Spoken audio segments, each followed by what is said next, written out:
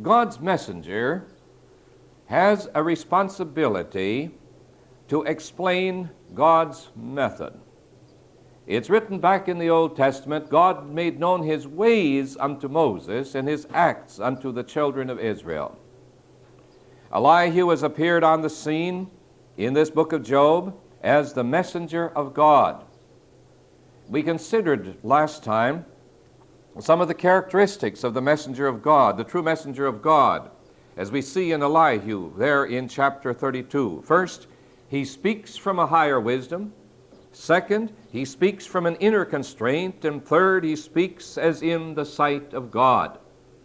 That's sort of introductory, that chapter, presenting him as the messenger of God. Now, we find him launching into his message. And he gives a plea to be heard. And he launches out to set before Job God's method in his message. And in doing this, you will see a difference in what Elihu has to present, a contrast from these other friends of Job. They have spoken out of their prejudice. They have spoken out of their own ideas. There's a different touch upon Elihu.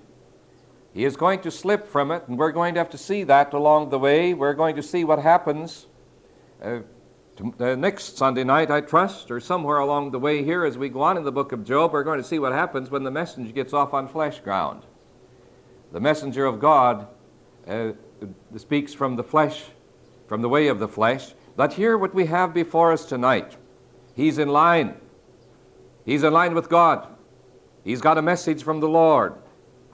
And so he's pleading to be heard. And here we have some good instruction in these early words that he has, good instruction as to what a messenger of God ought to have. What ought to characterize a messenger of God? Some equipment for the messenger of God. Notice what he says in verse 3. My words are from the uprightness of my heart, and my lips speak knowledge sincerely.